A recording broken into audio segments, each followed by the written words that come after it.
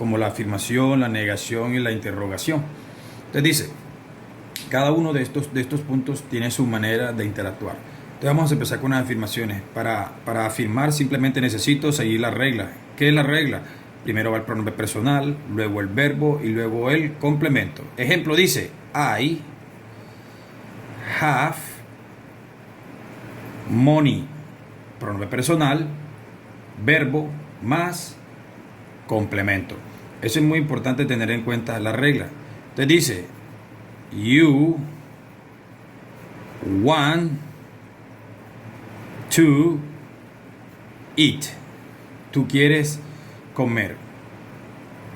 We study at Sena. Nosotros estudiamos en el Sena. Muy bien, esta es la estructura para manifestar el uso de las afirmaciones con los pronombres personales peye.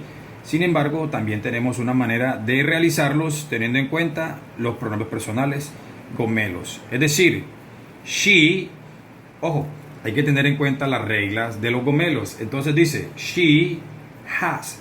Has es la manera en como yo le agrego la S al verbo tener. Cada vez que interactúe con los pronombres personales gomelos. She has money. You, vamos a cambiarlo por he. He wants. Ojo, no tengo ninguna regla con respecto a la T, entonces termino en S. She wants to eat. Él quiere comer. Muy bien. Eat.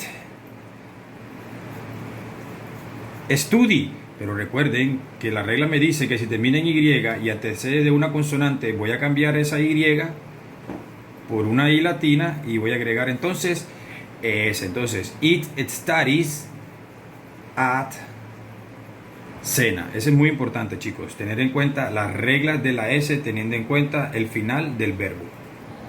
Muy bien, jóvenes. Ya tenemos lo que son las afirmaciones. Ahora vamos a interpretar lo que son las interrogaciones. Para tener en cuenta esto es la estructura auxiliar más pronombre personal más verbo más complemento.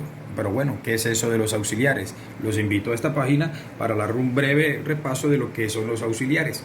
Entonces dice, los auxiliares en mi personal punto de vista son dioses a los que nosotros debemos rendirle tributo dentro de las preguntas y también las negaciones.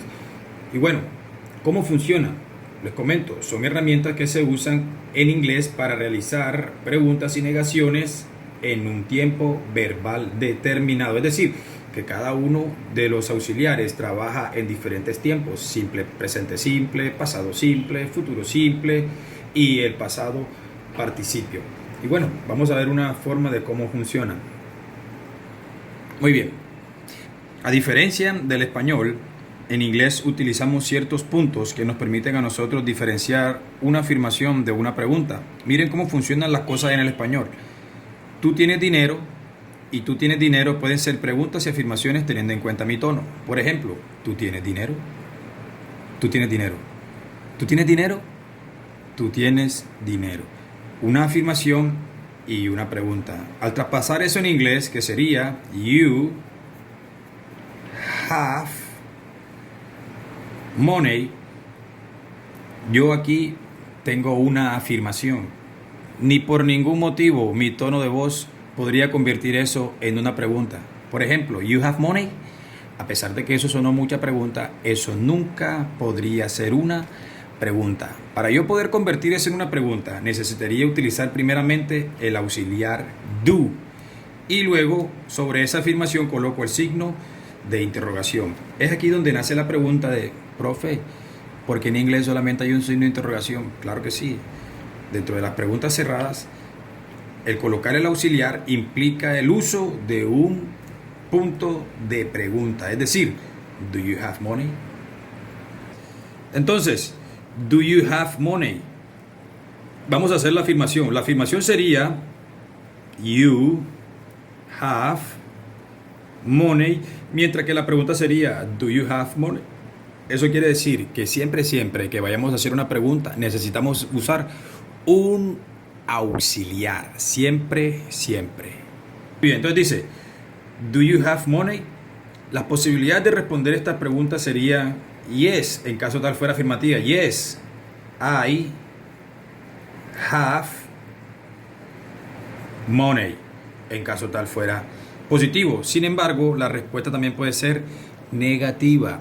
Entonces, en este paso sería no, I do not, que es la negación, que dice que cada vez que yo vaya a negar dentro del presente simple, dependiendo los pronombres personales que esté utilizando, debo negar con un auxiliar. En este caso, como estamos hablando de los peyes, negamos ¿con quién? Con do. Entonces sería no, I do not have money. Dale. Cabe resaltar, ojo, cabe resaltar que así como puedo hacer respuestas largas, también puedo generar respuestas cortas. Y ese yes, I have money puede ser fácilmente yes, I do. Y ese no, I do not have money puede ser no, I do not. Sin embargo, les comento que ese do not se puede contraer y se convierte en lo que conocemos como don't. Muy bien. Vamos con el auxiliar das, que es el auxiliar que maneja los pronombres personales gomelos. El auxiliar das también es gomelo y por ende él requiere de un tributo adicional cada vez que él vaya a aparecer en las preguntas. Por ejemplo, voy a colocar una afirmación.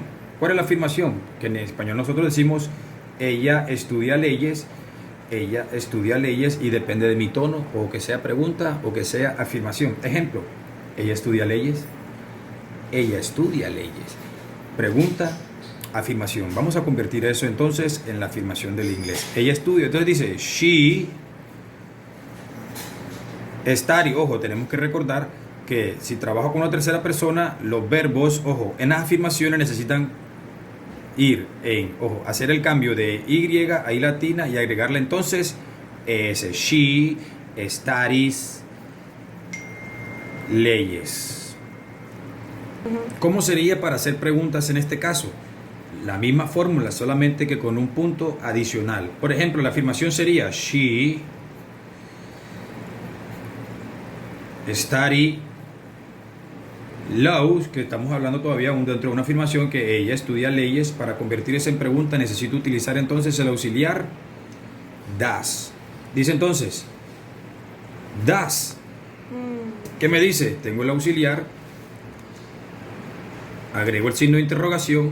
Sin embargo, la ley me dice que cuando está el dio gomelo dice, es imposible que cuando yo aparezca dentro de la pregunta, el verbo también tenga la S igual que yo. Así que requiero que la S sea quitada y el verbo sea colocado en su forma normal. Entonces hacemos lo siguiente, quitamos la IS y entonces dejamos el verbo normal.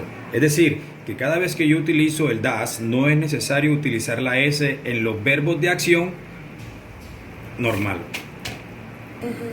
Dice, entonces manejamos la misma fórmula. Así como tenemos respuestas largas con el do, también las tenemos con el das. Yes, she studies laws. Ahora, es importante recordar que cada vez que aparezca el das dentro de la oración, el verbo siempre va a estar en su forma original. Y cuando no está, el verbo siempre va a aparentar la S de la regla. Y así como tengo respuestas largas, también tengo respuestas cortas. Yes, she does. No, she does not. También puedo contraer este does not y se convierte en lo que es doesn't. Estos son los puntos importantes que necesito para estructurar una pregunta en inglés.